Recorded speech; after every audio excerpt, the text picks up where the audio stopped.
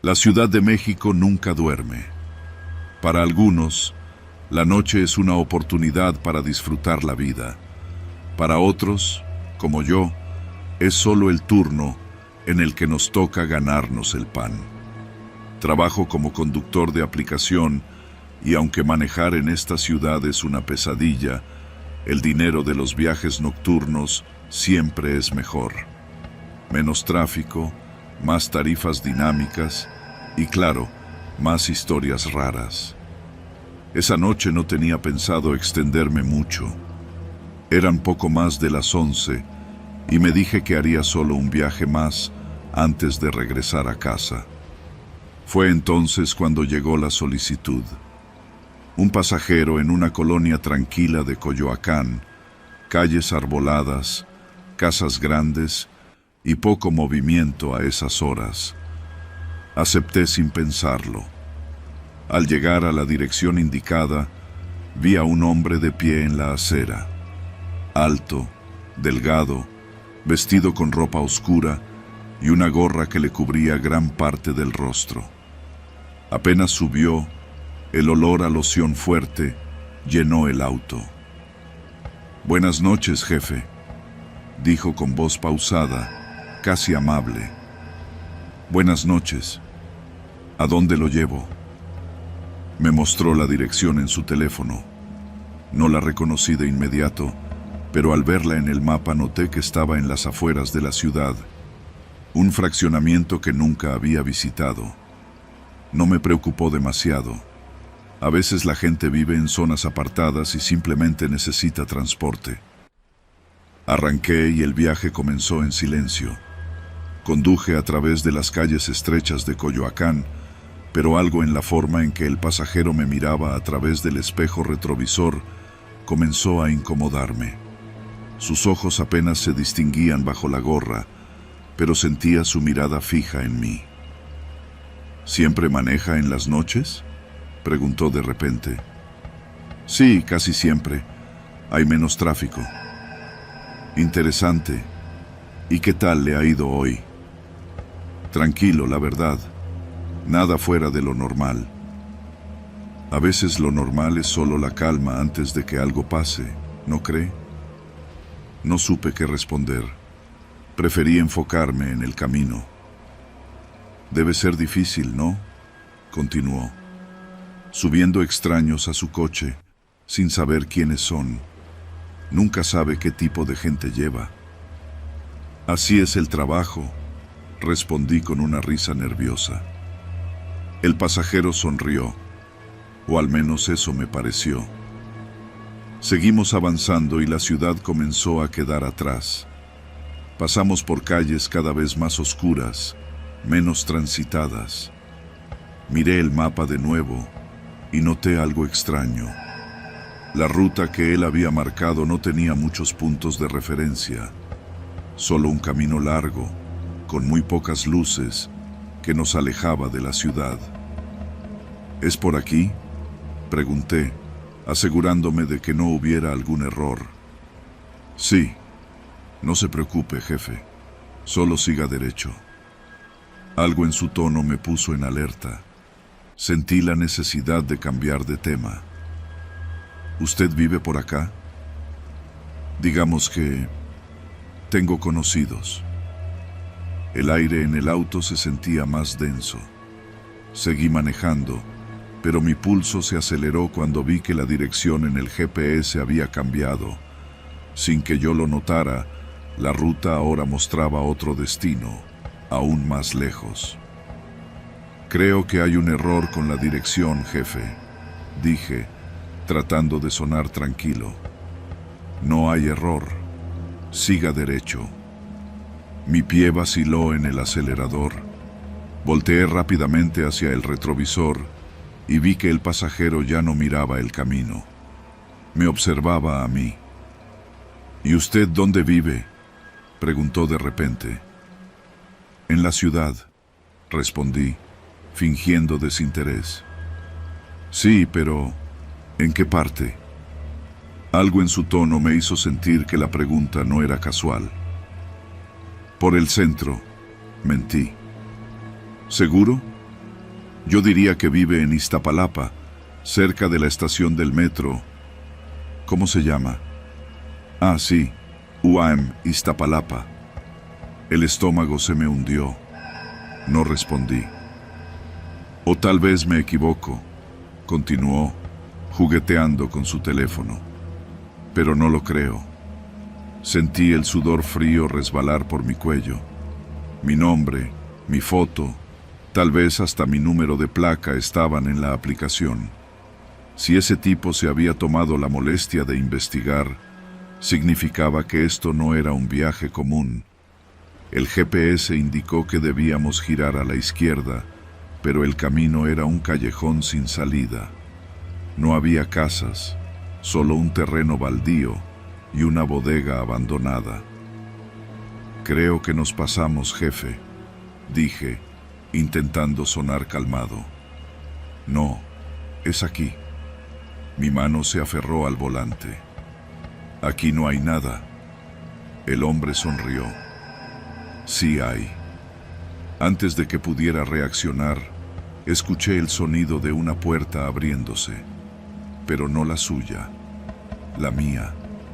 Miré a mi izquierda y vi a un hombre parado junto a la ventana, alto, con el rostro cubierto por un pañuelo y una pistola en la mano. «Bájate», ordenó con voz grave. Mis pensamientos se dispararon en 1000 direcciones. Correr, pelear, pisar el acelerador. «No hagas algo estúpido», dijo el pasajero, aún sentado, aún sonriendo. «Solo bájate». Sabían quién era, sabían dónde vivía. Mis manos temblaban en el volante. Sentí la sangre martilleando en mis oídos. Afuera, otros 2 hombres aparecieron de entre las sombras. Uno de ellos abrió la puerta trasera del auto. «Dijimos que no lo lastimaríamos si hacía caso», dijo el pasajero. Mi corazón se hundió. «Solo bájate», repitió. Sentí el peso del aire. Algo en mi cuerpo se desconectó y, antes de pensarlo, pisé el acelerador. El motor rugió, los neumáticos rechinaron. Vi cómo los hombres afuera intentaban reaccionar. El tipo con la pistola levantó el arma, pero el auto ya estaba en movimiento. No supe si disparó. Solo escuché el latido de mi propio corazón cuando salí de aquel callejón como alma que lleva el diablo. Manejé sin rumbo, sin detenerme, hasta que las luces de la ciudad volvieron a rodearme, hasta que estuve seguro de que nadie me seguía. Cuando finalmente me detuve, mis manos aún temblaban en el volante. El teléfono vibró. Un mensaje de la aplicación. «Tu viaje ha sido cancelado por el usuario». Revisé el historial de viajes. No había rastro del último viaje, ni del pasajero. Apagué la aplicación, apagué el auto, y por primera vez en años me pregunté si realmente valía la pena manejar de noche en esta ciudad. Porque si algo aprendí esa noche, es que hay viajes de los que tal vez nunca regreses. Y hay gente que, aunque no lo parezca, ya sabe demasiado sobre ti.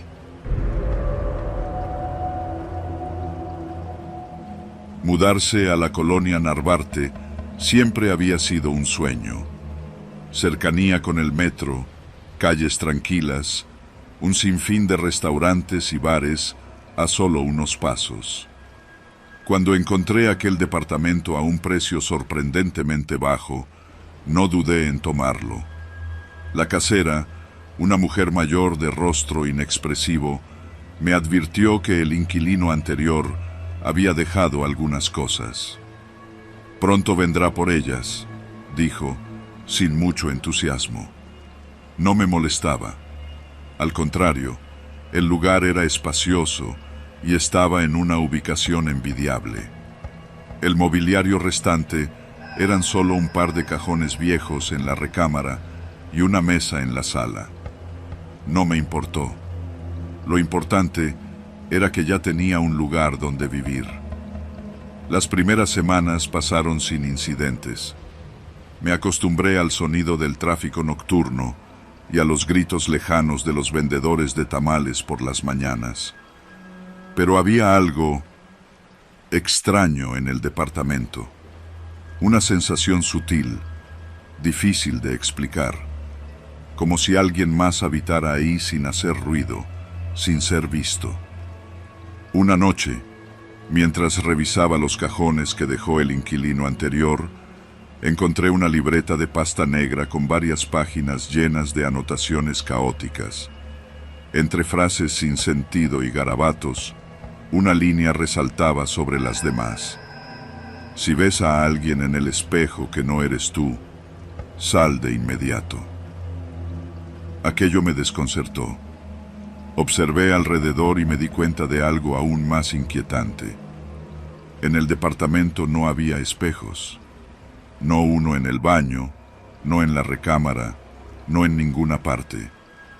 ¿Cómo podía haber escrito eso alguien que vivía en un lugar sin espejos?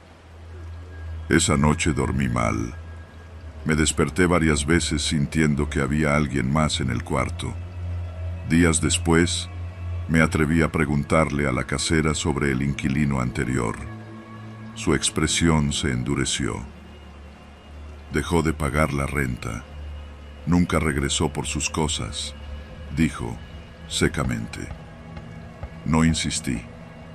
Esa misma noche, mientras me cepillaba los dientes en el baño, ocurrió algo que me heló la sangre. Miré mi reflejo en la ventana y por un instante, algo no coincidió. Mi reflejo no me estaba imitando. Me quedé helado. No fue un error de percepción. Lo vi con claridad. Mi reflejo parpadeó antes que yo. Salí del baño con el corazón latiéndome en los oídos. Decidí que era solo mi imaginación, el cansancio acumulado. Pero la sensación de que algo estaba mal no me dejó dormir. Días después, algo peor sucedió. Estaba en la sala, sentado en el sillón con la televisión apagada. Me levanté a buscar un vaso de agua y al regresar, miré de reojo la pantalla negra de la TV. Había alguien sentado en el sillón. No fui capaz de moverme. Mi reflejo estaba ahí, con la cabeza ligeramente inclinada, observándome con una sonrisa apenas perceptible. Pero yo no estaba sonriendo. Cuando me atreví a mirar directamente la pantalla, el reflejo se desvaneció. Esa fue la primera noche que dormí con la luz encendida. Intenté convencerme de que eran paranoias mías, pero las cosas solo empeoraron. Mi reflejo comenzó a aparecer en superficies donde no debería haber uno. En el vidrio de la ventana, en la pantalla de mi celular apagado, en los charcos de agua de la cocina. Siempre igual, inmóvil, observándome, sonriendo levemente. Hasta que una noche sucedió lo inevitable. Me despertó un ruido sordo proveniente de la sala. Un golpe seco, como si algo pesado hubiera caído. Me levanté con el estómago revuelto y cuando pasé junto al pasillo, vi mi silueta en la ventana de la cocina. Solo que no estaba de pie, sino agazapada en el suelo, mirándome fijamente. Retrocedí instintivamente, y en ese instante, la silueta se levantó de golpe en la ventana, como si me hubiera estado esperando. Corrí hacia la puerta, pero estaba trabada.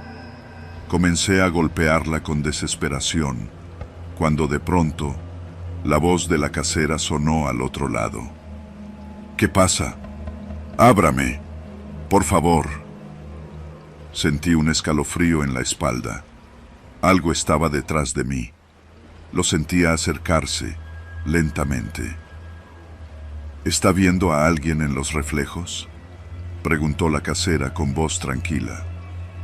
No respondí. Solo seguí golpeando la puerta con toda mi fuerza. La cerradura se dio de golpe y me lancé hacia afuera. La casera me miró impasible. Sabía que no aguantaría mucho, murmuró. No volví a entrar al departamento.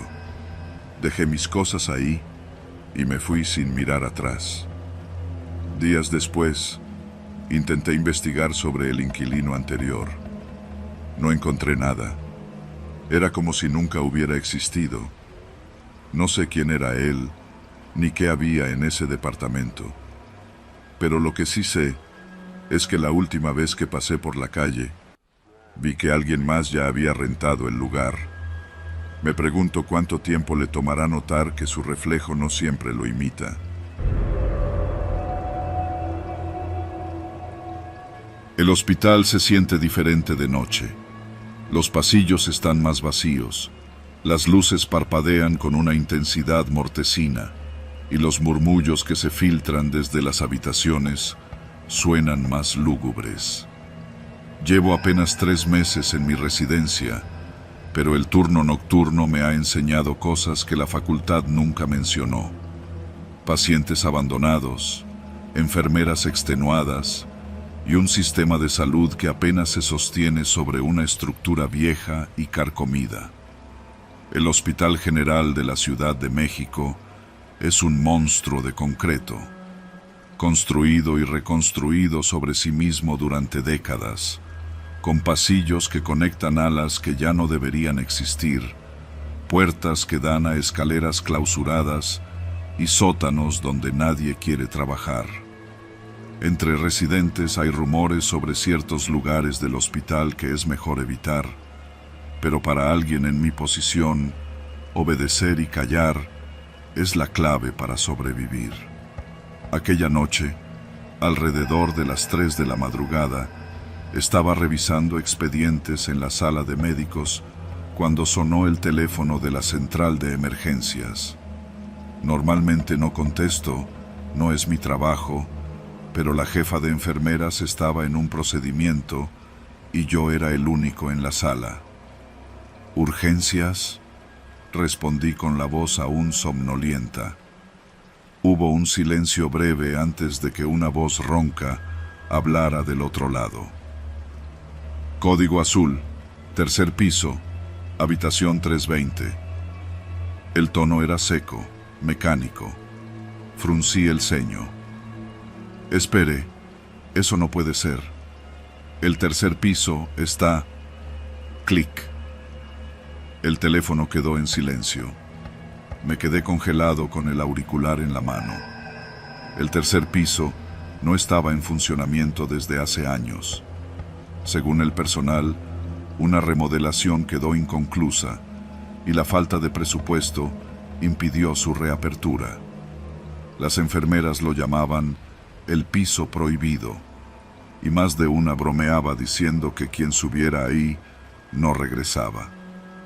No debería hacerle caso a una llamada anónima, pero un código azul significa paro cardiorrespiratorio. No podía ignorarlo. Agarro mi estetoscopio y salgo al pasillo. La única forma de llegar al 3er piso es por las escaleras traseras, porque los elevadores no marcan ese nivel. Empujo la puerta de metal y el rechinido resuena en el hueco de la escalera. Un aire denso y rancio golpea mi cara. Subo lentamente. Conforme avanzo, el ruido del hospital se apaga. No hay más intercomunicadores, ni pacientes llamando a enfermeras, ni el habitual murmullo de máquinas zumbando. Solo el sonido hueco de mis propios pasos. Al llegar a la puerta del 3er piso, veo el viejo letrero oxidado. Acceso restringido. Personal no autorizado. Favor de abstenerse. La puerta cede con un leve empujón. Adentro, la oscuridad es espesa. Solo un par de lámparas titilan con un brillo amarillento. El aire huele a humedad y desinfectante viejo. El silencio es tan profundo que puedo escuchar el latido de mi propio corazón. Camino por el pasillo, siguiendo los números de las habitaciones hasta encontrar la 320. La puerta está entreabierta. Empujo despacio. El cuarto está casi vacío. Solo hay una cama con las sábanas arrugadas, una silla de ruedas volcada en la esquina y un archivador metálico con expedientes amarillentos. El aire es helado, como si el clima no hubiera cambiado en años. Me acerco al archivador y saco uno de los expedientes al azar. El papel se deshace un poco entre mis dedos por la humedad. Paciente: Eduardo Salgado. Ingreso: 13 de septiembre de 1998. Estado: desaparecido. Frunzo el ceño.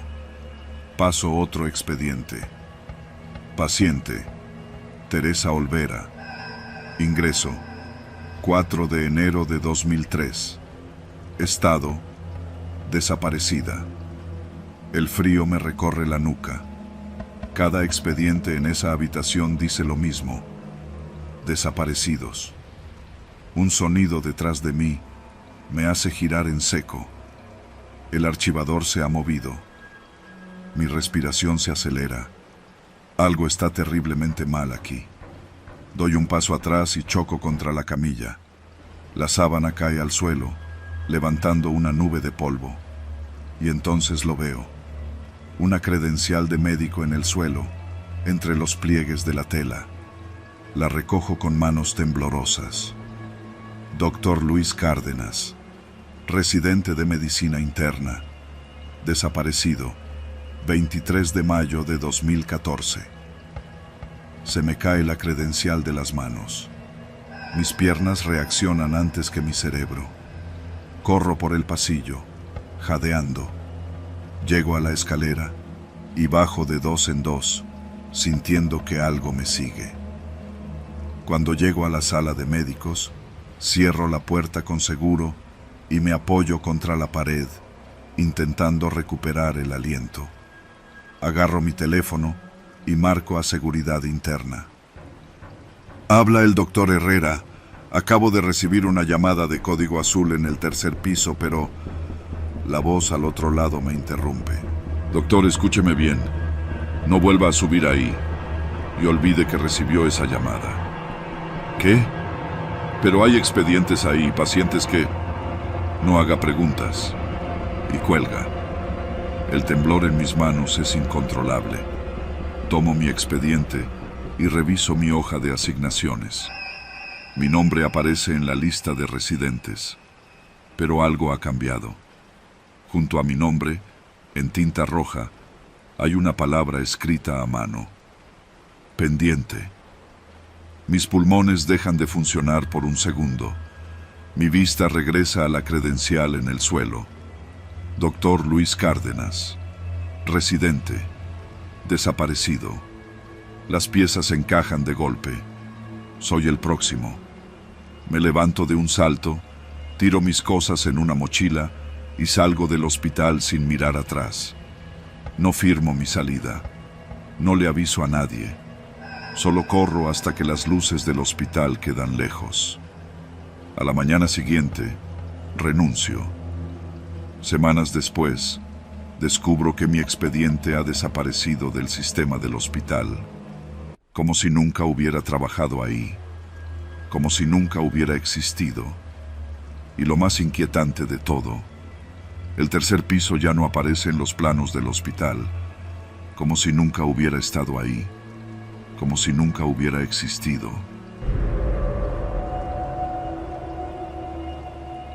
Ser repartidor en la Ciudad de México es un trabajo de paciencia, velocidad y, sobre todo, aguante. Te acostumbras a lidiar con conductores que te avientan el carro, clientes que no dejan propina y calles donde el pavimento parece un campo de batalla. Pero en la Condesa, la cosa era diferente. La zona tenía su encanto: calles llenas de árboles, cafés hipsters, gente con perros caros y un aire de tranquilidad que no se sentía en otras partes de la ciudad. Aquella noche, el clima era agradable. Había pasado todo el día pedaleando sin incidentes hasta que llegó el último pedido.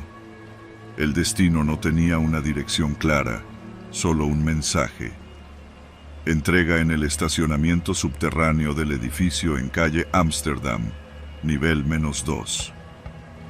Me pareció raro. La mayoría de los clientes pedían que les dejara la comida en la puerta o bajaban por ella. Pero no me iba a poner exigente. Confirmé la entrega y me dirigí hacia allá. El edificio era elegante, con un lobby de cristal iluminado y vigilancia en la entrada. Bajé la rampa del estacionamiento, sintiendo el cambio inmediato en la temperatura. El concreto húmedo olía a aceite viejo y a metal oxidado. Las luces parpadeaban de vez en cuando, proyectando sombras largas en las paredes. Cuando llegué al nivel -2, me encontré con un espacio casi vacío. Solo había unos cuantos autos estacionados y ninguno con alguien dentro. Me detuve junto a una columna, saqué el teléfono y llamé al número del pedido. El tono sonó 3 veces antes de que alguien respondiera. «Deja la comida en el suelo y quédate ahí. No te muevas». La voz era un susurro seco, sin prisa, sin emoción. Se me heló la sangre. «¿Perdón?», pregunté, con un intento de risa nerviosa. El teléfono se colgó. Me quedé quieto por un momento. La lógica me decía que alguien estaba jugando conmigo, pero algo en la voz me dejó inquieto. Miré alrededor, esperando ver a alguien saliendo de un auto o caminando hacia mí. Nada. Respiré hondo y dejé la bolsa en el suelo, junto a la columna más cercana. Me sentí estúpido, pero algo me decía que no debía irme aún. Fue entonces cuando lo vi. A unos metros, en la penumbra, había un auto estacionado con las luces apagadas. Desde el interior, alguien me observaba. No podía ver su rostro, pero el parabrisas reflejaba una silueta inmóvil, con los ojos clavados en mí. El instinto me gritó que saliera de ahí. Retrocedí unos pasos y me giré hacia la rampa, pero en ese momento escuché un sonido mecánico detrás de mí. El portón de salida se estaba cerrando. Corrí. Llegué justo cuando la enorme reja metálica terminaba de descender. La empujé con desesperación, pero estaba bloqueada. No había forma de abrirla desde dentro. El teléfono vibró en mi mano. Número desconocido. Respondí con el corazón en la garganta. Te advertí que no te movieras. Sentí un nudo en el estómago. ¿Quién eres?, pregunté, sin ocultar el temblor en mi voz. No hubo respuesta, solo la respiración del otro lado de la línea. Me giré lentamente hacia el auto oscuro. La figura seguía allí. No se movía. El eco de mis propios pasos resonó en el concreto. Busqué con la mirada una salida alternativa, una puerta de emergencia, una escalera, cualquier cosa. No había nada. La llamada seguía activa, pero ahora se escuchaban otros sonidos. No palabras, sino algo más, como el roce de tela o alguien cambiando de posición dentro del auto. Estaban saliendo. La puerta del conductor se abrió con un chirrido largo y seco. No esperé. Corrí entre los autos, esquivando columnas y tratando de encontrar una salida. Atrás de mí, escuché pasos apresurados, firmes, sin duda siguiéndome. Giré en una esquina, escondiéndome tras una camioneta negra.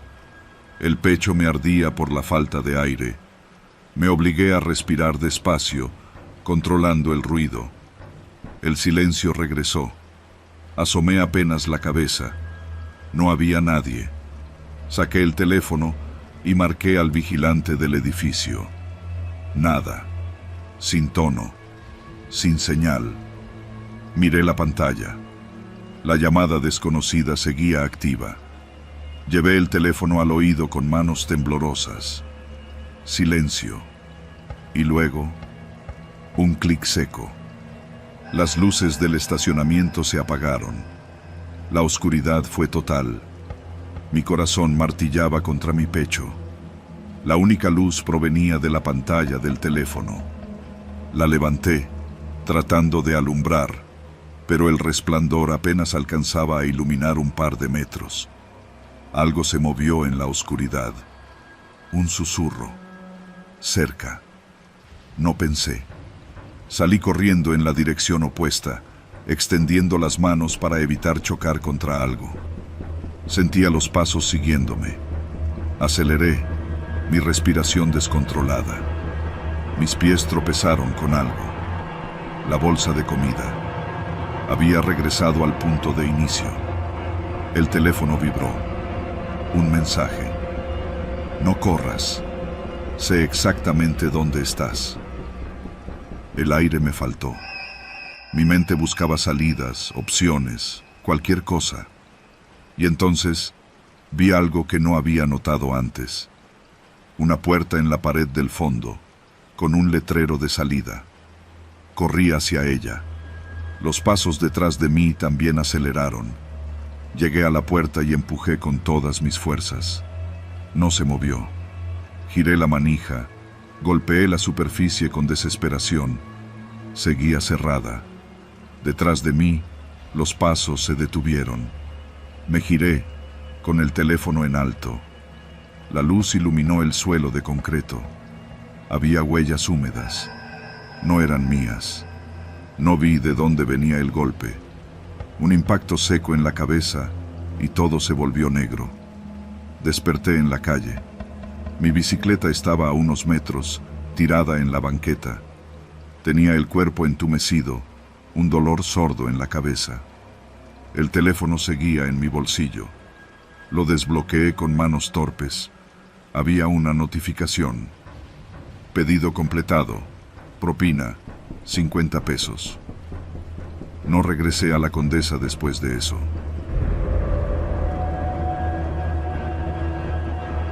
Ser guardia de seguridad del metro de la Ciudad de México es un trabajo que te acostumbra a ver cosas raras.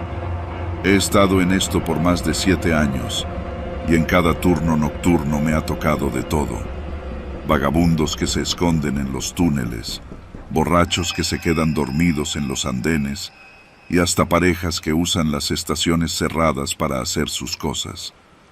Pero lo que pasó aquella noche en Bellas Artes, jamás podré explicarlo. Era un martes, turno de mantenimiento. Nos tocaba revisar los túneles en desuso y verificar que ningún intruso se hubiera metido en la estación antes del cierre. A las 2 de la madrugada, las luces estaban atenuadas, los torniquetes sin movimiento y el eco de mis botas resonaba en los pasillos vacíos. Me tocaba hacer la ronda con Flores, un compañero de turno que llevaba menos tiempo que yo y que aún se ponía nervioso en las rondas nocturnas. ¿Sabías que la línea 2 es de las más viejas?, me dijo, encendiendo su linterna mientras bajábamos al andén. Claro, y también es donde más ratas hay, bromeé, golpeando con la bota el borde del andén. A lo lejos, el túnel oscuro parecía tragarse la luz. Nos detuvimos en la sala de monitores, donde Santiago, el supervisor, revisaba las cámaras. Todo parecía en orden, salvo por un pequeño parpadeo en una de las pantallas. Hay interferencia en la cámara del túnel norte, dijo Santiago, ajustando la imagen. La cámara mostró un tramo del túnel en desuso, y ahí estaba él. Un hombre parado a la mitad de la vía. No se movía. Su ropa estaba sucia, cubierta de polvo. La cara no se le veía bien, pero tenía la cabeza ladeada, mirando fijamente una de las paredes del túnel. ¿Qué carajos? Flores se inclinó hacia la pantalla. El hombre no hacía nada. Solo estaba ahí, inmóvil. ¿Cómo entró?, pregunté, con el ceño fruncido. El túnel estaba cerrado desde hacía 10 años, bloqueado por compuertas metálicas en ambos extremos. No había manera de que alguien hubiera entrado sin que lo notáramos. Voy a revisar, dije, agarrando mi radio. Te acompaño, respondió Flores, aunque su voz sonaba menos segura de lo que intentaba aparentar. Salimos al andén y caminamos hasta la entrada del túnel. La humedad era más intensa allí, y el aire olía a metal oxidado y concreto viejo. Encendimos nuestras linternas y nos internamos en la oscuridad. No tardamos mucho en llegar al punto donde lo habíamos visto en la cámara, pero no había nadie. Flores giró la linterna en todas direcciones. No puede ser. Estaba aquí, susurró. El suelo tenía marcas de suciedad, como si alguien hubiera estado de pie en ese lugar por mucho tiempo, pero no había rastro de huellas alejándose. No había ninguna salida. Nada. Encendí mi radio. Santiago, aquí no hay nadie. El supervisor tardó en responder. Eso no tiene sentido, murmuró. Voy a revisar las grabaciones desde hace unos minutos. Vuelvan a la sala de monitores. Regresamos sin hablar. Yo intentaba encontrar una explicación lógica, pero algo dentro de mí no dejaba de decirme que esto no era normal. Cuando llegamos a la sala de monitores, Santiago nos hizo una seña para que nos acercáramos. Miren esto. En la pantalla, la grabación mostraba el momento exacto en que el hombre apareció en la cámara. Se quedó allí, inmóvil, mirando la pared. 5 minutos, 10 minutos, 15. Y entonces, sin moverse, simplemente dejó de estar ahí. No caminó, no corrió, no se ocultó en la oscuridad, solo desapareció. Nadie habló. Santiago rebobinó varias veces la grabación, intentando entenderlo. El hombre entró al túnel, pero nunca salió. Flores se levantó abruptamente. No, ni madres. Esto es una broma, ¿verdad? Nadie le respondió. Revisemos las cámaras de los pasillos, sugerí. Santiago cambió de pantalla y revisamos cada acceso al túnel. Ninguna puerta se había abierto. Nadie había entrado ni salido. Era imposible. Mi garganta se secó. El metro es un sistema cerrado. Todo está vigilado. Cada acceso tiene candados. Cada túnel tiene registros de quién entra y quién sale. No hay manera de que alguien se esfume sin dejar rastro. Y sin embargo, ahí estábamos. Santiago apagó la pantalla. Olvidemos esto, dijo con voz tensa. Flores se rió, pero sonó forzado. ¿Qué? ¿Cómo que lo olvidemos? No somos los primeros en ver cosas raras aquí, murmuró Santiago, cruzándose de brazos. Y no seremos los últimos. Nos quedamos en silencio. Cada uno sabía lo que el otro estaba pensando, pero nadie se atrevió a decirlo en voz alta. Flores se recargó en la pared y suspiró. Carajo, si esto es una broma del sindicato, ya no da risa. Santiago negó con la cabeza. No es ninguna broma. Yo tampoco estaba para bromas. Apagué mi radio y terminé mi turno sin decir una palabra más. Al día siguiente, revisé las grabaciones otra vez. La sección del video donde había aparecido el hombre ya no estaba. Había sido borrada. Nunca volví a hablar del tema con mis compañeros. Pero desde esa noche, cada vez que hago mi ronda, evito mirar demasiado tiempo al fondo del túnel, porque una parte de mí siente que, si lo hago, Alguien podría estar mirando de vuelta. Mudarse solo a los 22 años es complicado, más cuando eres estudiante y el dinero no te alcanza ni para un buen colchón. Yo había pasado semanas buscando un departamento barato en la Ciudad de México hasta que encontré un anuncio que me pareció demasiado bueno para ser verdad. Renta accesible en Tlatelolco. Espacioso, no fiador. Se aceptan estudiantes. Fui a verlo al día siguiente.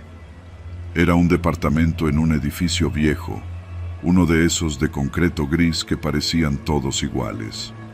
La fachada tenía grietas y grafitis borrosos, pero el interior estaba en buen estado. La casera, una señora de unos 60 años con el cabello recogido y lentes gruesos, no me dio muchas explicaciones. El inquilino anterior se fue de repente, pero dejó todo en orden, dijo mientras me entregaba las llaves. Solo no hagas mucho ruido en las noches. No me pareció raro. Tlatelolco siempre había tenido su historia, desde la matanza del 68 hasta los edificios que se cayeron en los sismos. Pero el precio era una ganga y no tenía otra opción. Las primeras semanas fueron normales. A veces la presión del agua fallaba y las paredes eran tan delgadas que podía escuchar a los vecinos tosiendo o moviendo muebles. Pero eso era parte de vivir en la ciudad. Lo que sí noté fue que los otros inquilinos me miraban demasiado. No de manera casual, sino con una atención silenciosa que me ponía los nervios de punta. Cada vez que entraba o salía del edificio, los vecinos detenían lo que estuvieran haciendo para observarme sin decir palabra. Una señora de bata rosa se asomaba por su puerta cada vez que pasaba. Un tipo mayor, con la cara picada de viruela, se quedaba parado en el pasillo con los brazos cruzados, como si estuviera esperando algo. Intenté ignorarlo, pero una noche todo cambió. Me había quedado hasta tarde haciendo tarea y ya estaba por irme a la cama cuando escuché un ruido en la cocina. Un crujido, como si alguien estuviera pisando el suelo lentamente. Me congelé. Tomé mi celular y avancé con cautela. Al llegar al umbral de la cocina, vi una silueta de pie junto a la mesa. Era un hombre. No podía ver su rostro, solo su figura oscura en la penumbra. El aire se volvió espeso en mis pulmones. Retrocedí un paso y el piso crujió. La silueta no se movió. Saqué fuerzas para hablar. ¿Quién eres? No hubo respuesta. Mis dedos temblaban al marcar el número de la policía. Hay alguien en mi departamento. La operadora intentó calmarme y me pidió que saliera del lugar, pero no podía moverme. El hombre seguía ahí, inmóvil. No hacía ruido, no respiraba fuerte, solo estaba parado. De pronto, el sonido de sirenas se escuchó a lo lejos. En un parpadeo, la silueta ya no estaba. El departamento estaba vacío. Los policías llegaron minutos después. Revisaron cada rincón. Ventanas cerradas, la puerta con seguro. No había señales de que alguien hubiera entrado. ¿Seguro que vio a alguien?, preguntó uno de los oficiales con tono incrédulo.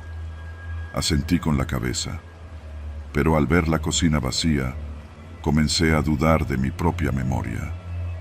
Esa noche dormí con la luz encendida. Al día siguiente, mientras salía del edificio, uno de los vecinos, un señor de aspecto frágil, me detuvo en las escaleras. Si te quedas más tiempo, te van a hacer lo mismo que al anterior. Me quedé helado. ¿Qué le hicieron al anterior? El hombre me miró con una expresión que parecía mezcla de lástima y advertencia. No debiste rentar aquí. Intenté preguntarle más, pero se fue sin decir nada. Ese mismo día empecé a notar cosas extrañas en mi departamento, objetos que cambiaban de lugar, un vaso en la mesa que yo no recordaba haber puesto ahí, la puerta del baño entreabierta cuando estaba seguro de haberla cerrado, y los ruidos a cualquier hora. A medianoche escuché pasos en el pasillo fuera de mi puerta, luego un murmullo. No debiste quedarte. Me lancé hacia la mirilla, pero el pasillo estaba vacío. El miedo comenzó a devorarme. Cada vez que entraba o salía, los vecinos estaban ahí. No hablaban, no saludaban, solo miraban. Una noche, mientras revisaba los cajones de la cocina buscando un cuchillo por seguridad, encontré algo que me paralizó. Un pedazo de papel doblado entre los cubiertos. Temblando, lo abrí. No salgas esta noche. Mi estómago se hizo un nudo. Alguien había estado en mi departamento otra vez. No dormí. Me quedé en el sillón con las luces prendidas, sosteniendo el cuchillo como si eso fuera suficiente. A las 3 de la madrugada, escuché un ruido en la puerta. Un leve clic, como si alguien estuviera intentando abrirla desde afuera. Mi garganta se secó. Salté hacia la mirilla, conteniendo la respiración. Había un hombre de pie ahí afuera. Su rostro estaba pegado a la puerta, el ojo casi tocando la mirilla. Me estaba mirando. Mi cuerpo se paralizó de terror. «No debiste quedarte», susurró. El sonido del seguro moviéndose me sacó del trance. Estaban tratando de entrar. Me eché hacia atrás, tropezando con la mesa. La puerta empezó a crujir, como si alguien la estuviera empujando con el hombro. Corrí hacia la ventana, pero estábamos en un tercer piso. No había escapatoria. Saqué el celular y marqué al 911, pero no tenía señal. Golpes. La puerta cediendo. Agarré el cuchillo con ambas manos, listo para pelear. No iba a morir aquí. De pronto, un grito en el pasillo. «¡Déjenlo!». Un golpe seco. Pasos alejándose. La puerta dejó de moverse. El silencio fue absoluto. Abrí la puerta con cuidado y me asomé. El vecino frágil estaba en el suelo, con la cara ensangrentada. «Lárgate de aquí», susurró antes de desmayarse. No esperé más. Agarré lo que pude y salí del departamento sin mirar atrás. Nunca supe qué pasó con el vecino ni con los otros inquilinos. Pero semanas después, cuando pasé por la zona, vi un nuevo anuncio pegado en la entrada del edificio. Renta accesible en Tlatelolco. Espacioso, no fiador. Se aceptan estudiantes. Seguí caminando sin voltear.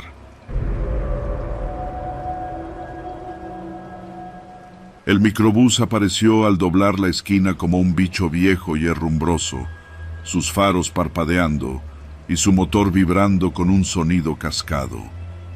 No era mi primera opción, pero a las 12:30 de la madrugada, con el cansancio pegado a los huesos después de un turno de 14 horas, no tenía ánimos de esperar otro transporte.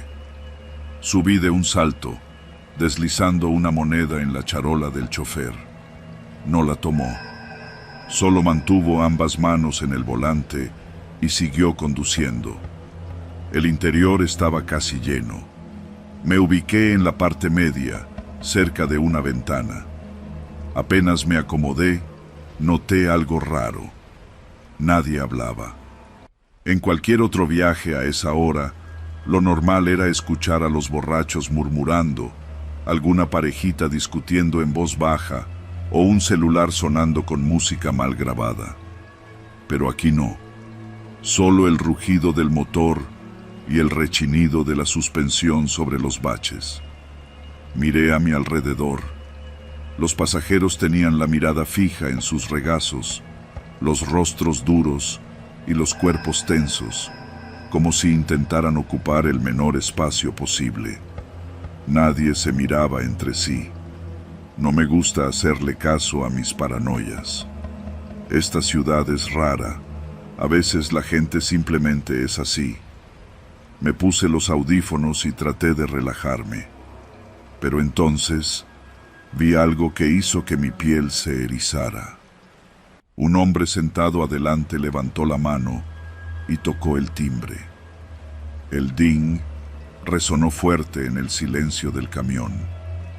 El chofer no se detuvo. Seguimos avanzando, acelerando. El hombre no insistió. Bajó la mano despacio, con los nudillos blancos por la fuerza con la que apretaba su pantalón. Sentí un nudo en el estómago. A los pocos minutos, otra persona tocó el timbre. Una muchacha, delgada y de cabello recogido. Su mano tembló al hacerlo. Otra vez, el sonido retumbó en la caja metálica del micro. Otra vez, el chofer ignoró la señal. Ella también bajó la mano, encogiéndose en su asiento.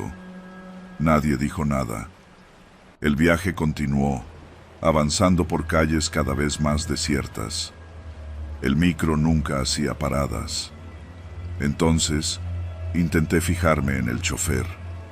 No podía ver bien su cara, solo el reflejo borroso de su cabeza en el espejo retrovisor. Nunca giraba la cabeza. Nunca miraba por los espejos laterales. Solo manejaba, como si siguiera una ruta invisible. Empecé a sentirme mareado, como si todo el camión estuviera aislado del mundo exterior. No sabía cuánto tiempo llevaba ahí, pero las calles que veía por la ventana ya no me parecían familiares. Tragué saliva. Tenía que bajarme. Puse un pie en el pasillo y, en ese instante, sentí una mano fría sujetándome del brazo. Si te mueves, te matan. La voz era apenas un susurro. Era una mujer. No la había notado antes, pero estaba sentada junto a mí, tapada con un suéter gris y con los ojos clavados en sus rodillas. No me miraba, pero su mano seguía aferrada a la mía. ¿Qué?, murmuré, sintiendo que el pánico empezaba a instalarse en mi pecho. Ella negó con la cabeza, como si quisiera decirme que no hablara más. Me quedé quieto, con el pulso golpeándome las sienes. Miré a los demás pasajeros. Ninguno se movía. El sonido del motor retumbaba en mi cráneo. Pasaron los minutos, tal vez horas. Mi mente buscaba una explicación. Tal vez esto era una especie de secuestro, algún tipo de robo organizado. Pero nadie pedía dinero, nadie amenazaba a los pasajeros. Solo viajábamos, como atrapados en un loop infinito. Intenté recordar la ruta. Cuando subí, reconocí la avenida, pero ahora todo era distinto. Las calles estaban vacías, los postes de luz parpadeaban con un zumbido eléctrico y los negocios cerrados parecían más abandonados que antes. El miedo se me pegó a la piel como sudor frío. Y entonces, por primera vez en todo el viaje, el chofer habló. Última parada. Su voz sonó seca, sin emoción. El microbús se detuvo en una calle oscura, donde no había casas, ni tiendas, ni nada. El miedo me taladró el pecho. Los pasajeros empezaron a levantarse. Uno a uno, sin apurarse, salieron del camión y se perdieron en la oscuridad. No miraban atrás, no hablaban. Me quedé helado. «No te bajes», susurró la mujer a mi lado. El chofer giró lentamente la cabeza, como si estuviera esperando que obedeciera. No pude ver su rostro. Era solo una sombra oscura bajo la gorra. Mi respiración se volvió entrecortada. La mujer agarró mi brazo con más fuerza. «No te bajes». El motor rugió otra vez. La puerta se cerró. El micro arrancó, dejando atrás la calle vacía. Cuando volteé, los demás pasajeros habían desaparecido. Solo quedábamos ella y yo, y el chofer. No recuerdo exactamente cuánto tiempo pasó después.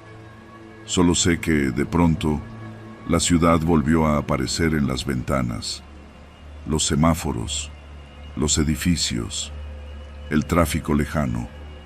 El microbús se detuvo de golpe en una esquina que reconocí. «Bájense», ordenó el chofer. La mujer me soltó el brazo y bajó primero, con pasos apresurados. Yo la seguí, sintiendo mis piernas entumecidas. Cuando mis pies tocaron el asfalto, escuché el rechinido de las puertas cerrándose tras de mí. Me giré justo a tiempo para ver cómo el microbús arrancaba de nuevo. Pero no tenía placas, ni número de ruta, ni letreros de destino. Solo un microbús sin marcas, perdiéndose en la noche. Me quedé de pie en la acera, sintiendo que el mundo seguía moviéndose mientras mi mente intentaba procesar lo que acababa de pasar.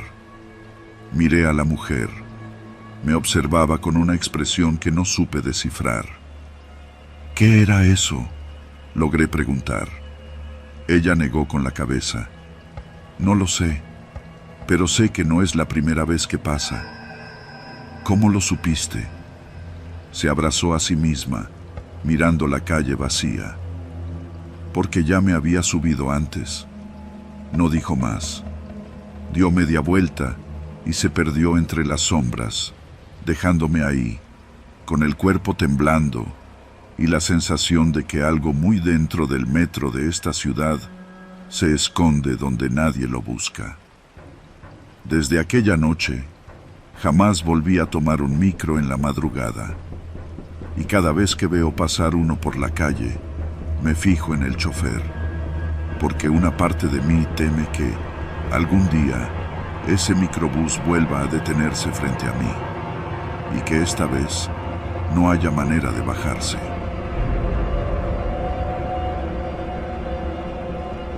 El microbús apareció al doblar la esquina como un bicho viejo y herrumbroso, sus faros parpadeando y su motor vibrando con un sonido cascado.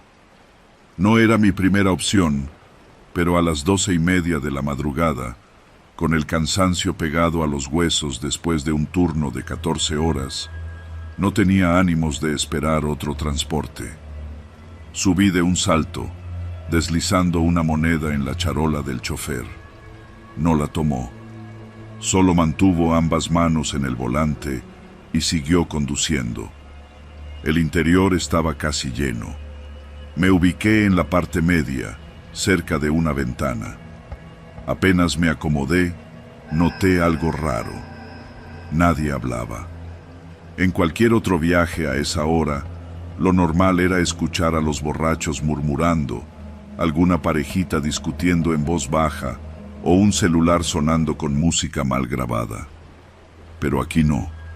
Solo el rugido del motor y el rechinido de la suspensión sobre los baches. Miré a mi alrededor. Los pasajeros tenían la mirada fija en sus regazos, los rostros duros y los cuerpos tensos, como si intentaran ocupar el menor espacio posible. Nadie se miraba entre sí. No me gusta hacerle caso a mis paranoias. Esta ciudad es rara. A veces la gente simplemente es así. Me puse los audífonos y traté de relajarme. Pero entonces vi algo que hizo que mi piel se erizara. Un hombre sentado adelante levantó la mano y tocó el timbre. El ding resonó fuerte en el silencio del camión.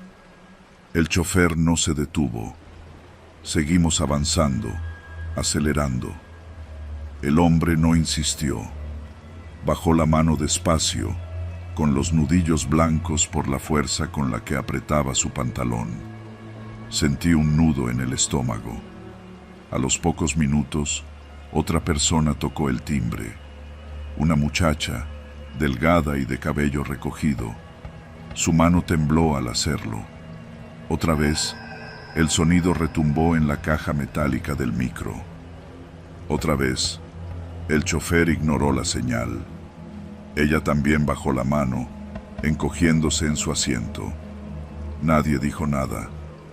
El viaje continuó, avanzando por calles cada vez más desiertas. El micro nunca hacía paradas. Entonces, intenté fijarme en el chofer. No podía ver bien su cara, solo el reflejo borroso de su cabeza en el espejo retrovisor. Nunca giraba la cabeza. Nunca miraba por los espejos laterales. Solo manejaba, como si siguiera una ruta invisible. Empecé a sentirme mareado, como si todo el camión estuviera aislado del mundo exterior. No sabía cuánto tiempo llevaba ahí, pero las calles que veía por la ventana ya no me parecían familiares. Tragué saliva. Tenía que bajarme. Puse un pie en el pasillo y, en ese instante, sentí una mano fría sujetándome del brazo. Si te mueves, te matan. La voz era apenas un susurro. Era una mujer. No la había notado antes, pero estaba sentada junto a mí, tapada con un suéter gris y con los ojos clavados en sus rodillas.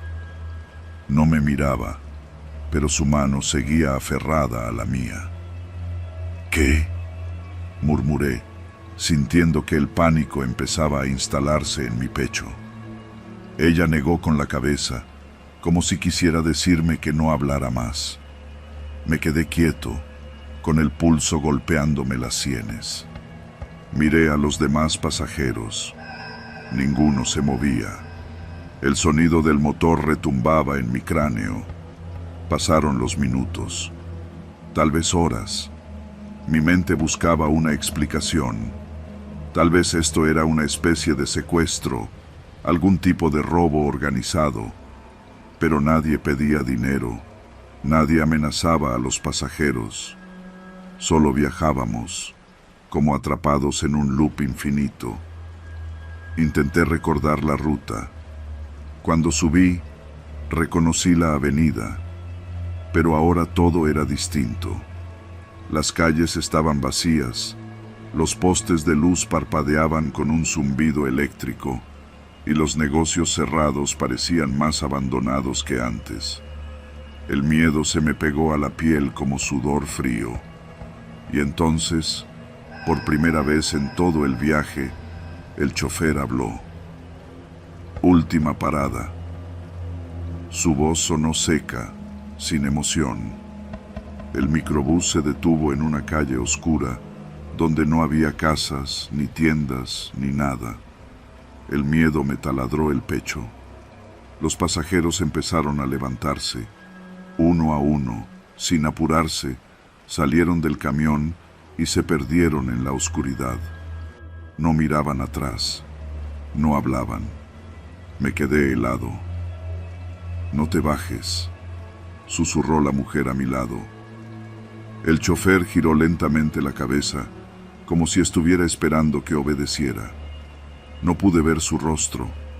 Era solo una sombra oscura bajo la gorra. Mi respiración se volvió entrecortada. La mujer agarró mi brazo con más fuerza. «No te bajes». El motor rugió otra vez. La puerta se cerró. El micro arrancó, dejando atrás la calle vacía. Cuando volteé, los demás pasajeros habían desaparecido. Solo quedábamos ella y yo, y el chofer. No recuerdo exactamente cuánto tiempo pasó después. Solo sé que, de pronto, la ciudad volvió a aparecer en las ventanas. Los semáforos, los edificios, el tráfico lejano. El microbús se detuvo de golpe en una esquina que reconocí. «Bájense», ordenó el chofer. La mujer me soltó el brazo y bajó primero, con pasos apresurados. Yo la seguí, sintiendo mis piernas entumecidas. Cuando mis pies tocaron el asfalto, escuché el rechinido de las puertas cerrándose tras de mí. Me giré justo a tiempo para ver cómo el microbús arrancaba de nuevo. Pero no tenía placas, ni número de ruta, ni letreros de destino.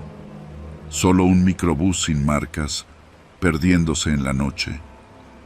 Me quedé de pie en la acera, sintiendo que el mundo seguía moviéndose mientras mi mente intentaba procesar lo que acababa de pasar. Miré a la mujer. Me observaba con una expresión que no supe descifrar. ¿Qué era eso?, logré preguntar. Ella negó con la cabeza. No lo sé, pero sé que no es la primera vez que pasa. ¿Cómo lo supiste? Se abrazó a sí misma, mirando la calle vacía. Porque ya me había subido antes. No dijo más. Dio media vuelta y se perdió entre las sombras, dejándome ahí, con el cuerpo temblando y la sensación de que algo muy dentro del metro de esta ciudad se esconde donde nadie lo busca. Desde aquella noche, jamás volví a tomar un micro en la madrugada.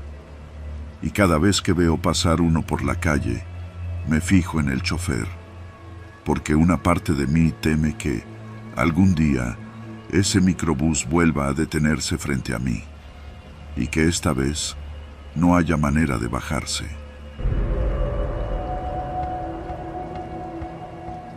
Ser periodista en la Ciudad de México es aprender a vivir con miedo. Miedo a meterte donde no debes. Miedo a hacer las preguntas equivocadas. Miedo a que una historia te consuma antes de poder contarla. Yo nunca había sentido ese miedo. Creía que con la verdad bastaba. Creía que la gente quería saber, hasta que me di cuenta de que hay historias que nadie quiere que cuentes. Todo comenzó con una serie de desapariciones que nadie parecía notar. En los últimos meses, había oído rumores sobre indigentes que desaparecían en el centro histórico. Para la mayoría, la situación no era extraña. Gente que se va, gente que muere, nadie los busca. Pero había algo en los testimonios que me inquietaba. Se los llevan de noche, me dijo un hombre con la piel curtida y la ropa en jirones, en una esquina de la calle de Tacuba. Vienen unos tipos, los suben a una camioneta y ya no regresan. ¿Quiénes?, pregunté. El hombre se encogió de hombros. No sé, pero si preguntas mucho, tú también desapareces. Lo vi alejarse cojeando, cargando su bolsa de plástico con las pocas cosas que tenía. No dejé de pensar en sus palabras. Empecé a buscar reportes, preguntar en refugios, en hospitales. Nada. No había denuncias, no había registros. Para la ciudad, aquellas personas simplemente dejaban de existir. Decidí hacer algo más arriesgado. Por varias noches, recorrí las calles del centro, observando, esperando. Sabía que si lo que me decían era cierto, tarde o temprano vería algo. La oportunidad llegó un jueves, poco después de la medianoche. Estaba cerca de la Merced cuando vi a 3 hombres en la entrada de un callejón oscuro. No eran indigentes. Vestían ropa oscura, llevaban guantes. Uno de ellos tenía un radio en la mano. Entre los 3, arrastraban a alguien. Un hombre delgado, con el rostro cubierto de golpes. Intentaba resistirse, pero apenas tenía fuerza para mantenerse en pie. Lo seguí con cautela. Caminaron por varias cuadras hasta un edificio abandonado en la calle de República de Perú. Tenía los vidrios rotos, la fachada llena de grafitis.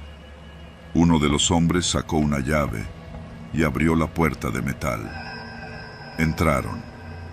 Me quedé unos segundos en la acera, dudando. No era mi trabajo meterme tan hondo, pero si no lo hacía, ¿Quién lo haría? Tomé aire y crucé la calle. El edificio olía a humedad y orina. La única luz venía de un foco parpadeante en la planta baja. Avancé con cuidado, asegurándome de no hacer ruido. Los escuché antes de verlos. Voces bajas, cuchicheos, el sonido de cadenas arrastrándose contra el suelo. Seguí el sonido hasta una puerta entreabierta. El aire estaba cargado, caliente, denso. Bajé los escalones y me encontré en un sótano iluminado por una sola bombilla. Ahí fue donde lo vi.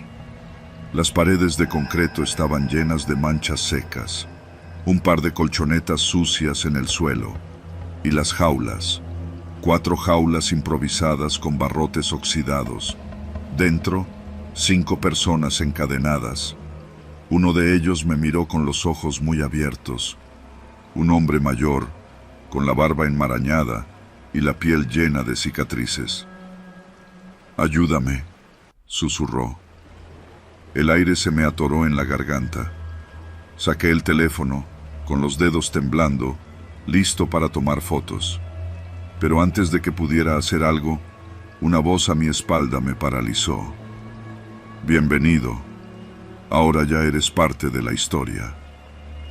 Un frío me recorrió la nuca. Intenté girarme, pero un golpe seco en la cabeza me sacó el mundo de los pies. La oscuridad me envolvió antes de que pudiera gritar. Desperté con la boca seca y un dolor punzante en la cabeza. Intenté moverme, pero mis muñecas estaban atadas. El sótano seguía ahí, pero ahora yo también estaba dentro de una jaula. Sentí la bilis subir por mi garganta. Frente a mí, un hombre con camisa blanca y un cigarro en la mano me observaba con calma.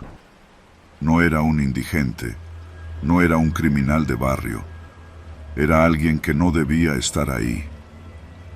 «¿Qué haces aquí, amigo?», preguntó, exhalando el humo. No respondí.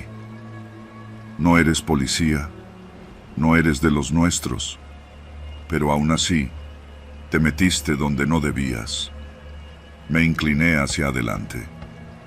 «¿Qué es esto?». El hombre sonrió. «Una solución».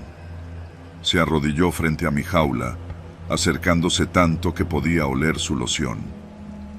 «Nadie extraña a esta gente», dijo, señalando a los otros prisioneros. «Nadie se da cuenta cuando desaparecen.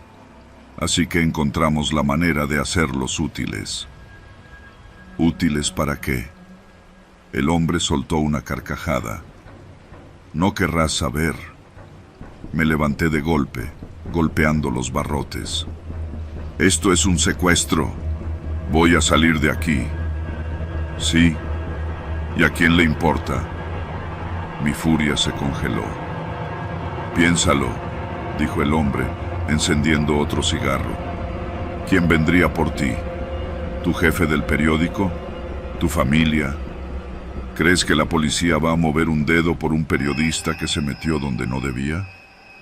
No supe qué responder, porque en el fondo sabía que tenía razón. El hombre se levantó. «Descansa. Mañana decidimos qué hacemos contigo». Se giró hacia la salida, pero antes de irse, dejó caer algo en el suelo frente a mí. Mi celular, con la pantalla destrozada, pero aún encendida, mostrando que la grabación de audio seguía en curso. Mi corazón latía con fuerza. El hombre sonrió. «Tal vez aún tengas una oportunidad, si la aprovechas bien». Salió del sótano, dejando la puerta rechinando. Miré el celular. 1 hora de grabación. Si lograba salir de ahí, tendría la prueba que necesitaba. Si lograba salir.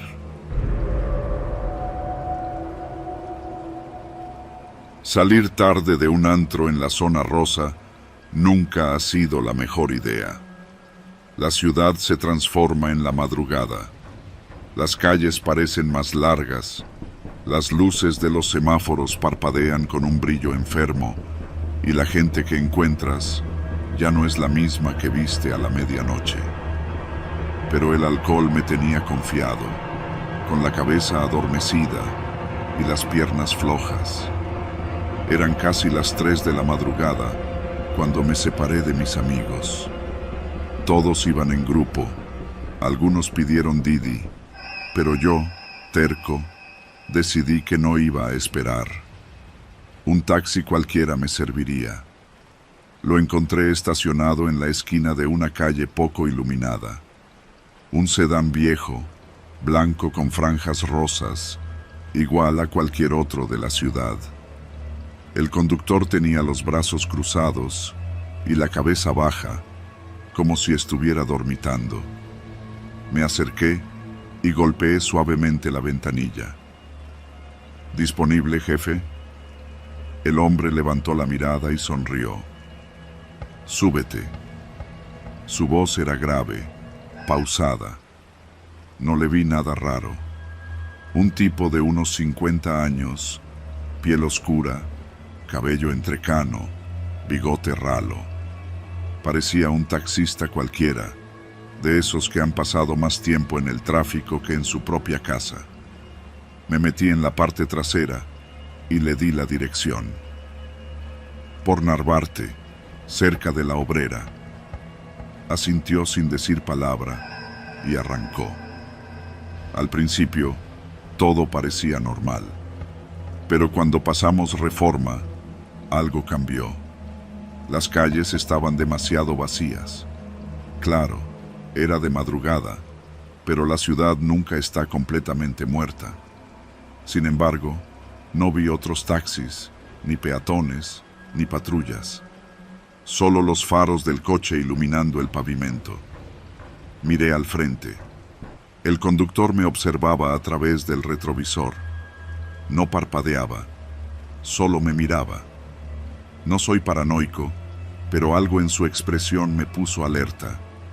No era curiosidad, era otra cosa. Bajé la vista y mi estómago se tensó. No había taxímetro. Jefe, ¿por qué no trae el taxímetro encendido? El hombre tardó en responder. Se descompuso.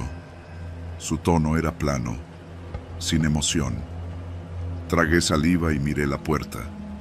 Y entonces me di cuenta. No tenía manija por dentro. Me quedé frío. Moví la pierna como si nada, tanteando con los dedos en busca de un seguro. No había. El sudor empezó a correrme por la nuca. La cabeza me zumbaba. No podía bajarme. No podía salir. El coche era una jaula. El conductor sonrió. Tú ya no vas a tu casa. Mi respiración se detuvo. El aire en el auto se volvió espeso, pesado, irrespirable. Mi mente gritaba, haz algo ya. Pero mi cuerpo no reaccionaba. El taxi aceleró. El motor rugió. Las luces de la ciudad se convirtieron en líneas borrosas. Nos estábamos alejando del centro. Iba a matarme. No sé cómo, pero lo supe. Ese hombre no tenía intención de dejarme en mi casa. Llevaba años recogiendo borrachos desprevenidos, tipos como yo que confiaban en un taxi cualquiera. Mi corazón latía tan rápido que me mareé. Miré mi celular. 0 señal. El taxista se rió. Ni lo intentes.